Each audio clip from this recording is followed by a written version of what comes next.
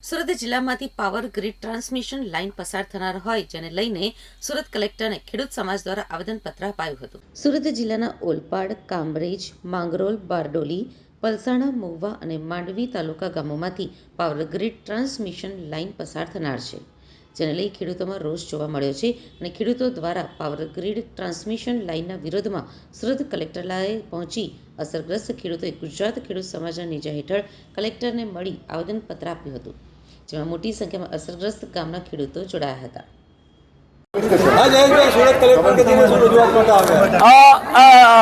ગુજરાતના 20 જિલ્લાઓમાં અદાણી અને અંબાણી 765, 880, 800 અને 440 કેવીની ટાવર લાઇન નાખવા માટે સક્રિય થયા છે અને ગુજરાત સરકાર અને ભારત સરકાર કારણ કે અંબાણી અને અદાણીના પ્રોજેક્ટ છે એટલા માટે વહીવટી તંત્ર અને પોલીસ તંત્રનો ગેરઉપયોગ દુરુપયોગ કરીને ખેડૂતો ઉપર દમન કરે છે।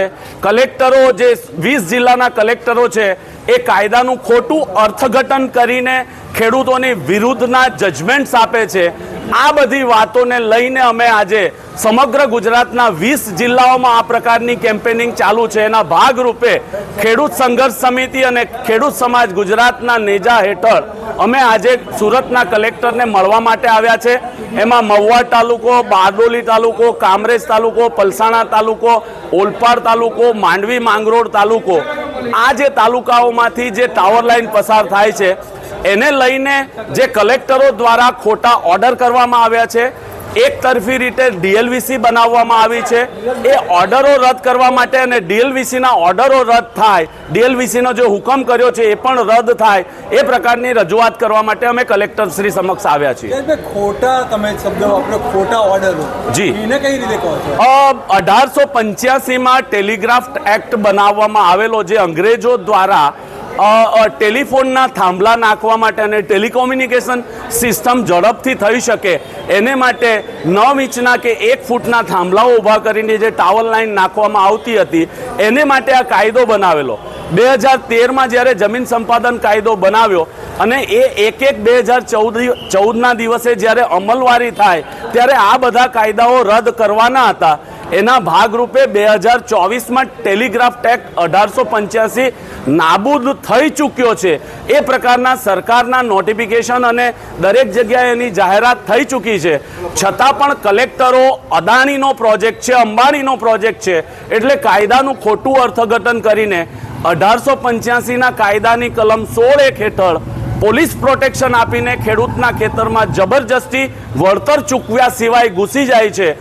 એ બાબતથી વાકેફ કરવા માટે અમે કલેક્ટરને આવ્યા છે, કલેક્ટરશ્રીને એ વાત કહેવા માટે આવ્યા છે કે 1885નો કાયદો રદ થયેલો છે। 2003ના ઇલેક્ટ્રિસિટી એક્ટ હેઠળ ખેડૂતને નોટિસ આપવામાં આવે છે, પણ કામ 1885ના કાયદા હેઠળ કરવામાં આવે છે એ ખોટું છે। એટલે જે ખોટું અર્થઘટન ફક્ત ને ફક્ત ખાનગી કંપનીઓને ખાસ કરીને અદાણી અને અંબાણીને કરવામાં આવી રહ્યું છે એને માટે એ બાબતથી વાકેફ કરવા માટે સરકારમાં પણ અમે આ રજૂઆતો કરી ચૂક્યા છે અને અમે એક થાંભલા દીઠ 2 કરોડ રૂપિયા વળતર અથવા માસિક ભાડું અમને ના મળે ત્યાં સુધી હવે પછી ગુજરાતમાં અમે કોઈ પણ કામ કરવા દેવાના નથી એવો ગુજરાતના 20 જિલ્લાઓના 23 જે ખેડૂત સંગઠનો છે એમણે આ નિર્ણય કર્યો છે અને આવનારા દિવસોમાં ગુજરાતમાં ખૂબ મોટું આંદોલન થવા જઈ રહ્યું છે। મારું નામ કનુભાઈ મગનભાઈ પટેલ, ગામ મૂળાદ, તાલુકો ઓલપાડ। શું રજૂઆત લઈને આવ્યા? અમે રજૂઆત લઈને આવ્યા છે કે અમારા અહીંયા જે વીજ પોલ ઊભા કરવામાં આવે છે એની અંદર આ લોકો પૂરતું વળતર આપતા નથી, પોલીસની ધમકી આપીને કામ કરવાનું એ લોકો કહે છે ને અમને કોઈ ગાઈડલાઇન્સ એ લોકો આપતા નથી, કોઈ માહિતી આપતા નથી કે કઈ જગ્યાએથી લઈ જવાના છે ખેતરમાં, ને એ લોકો કોઈ માહિતી આપતા નથી। એ લાઈન ગયા પછી અમને જમીનની અંદર પૂરેપૂરું વળતર મળવાની શક્યતા નથી, કારણ કે એને થાય નહીં, કોઈ જગ્યાએ કાંઈક કામ કરવું હોય તો થાય નહીં, અમારાથી કોઈ ઝાડ મોટા રોપાય નહીં એટલે ખેતરમાં નુકસાન છે અને બીજું અમારી જમીનની વેલ્યુએશન ઘટી જાય છે। કેટલા ખેડૂતોને નુકસાન થઈ રહ્યું છે? એવા તો બહુ સુરત જિલ્લાના 14 તાલુકાના બધા ખેડૂતોને આ નુકસાન છે ને બધાની આ ફરિયાદ છે, એ લઈને જ આવેલા છે કલેક્ટર પાસે। કલેક્ટર સાહેબ પાસે શું ઈચ્છો છો? એ લોકો અમને બજાર કિંમત પ્રમાણે પૈસા મળે એવું કંઈક ગોઠવે તો અમને સારું રહે।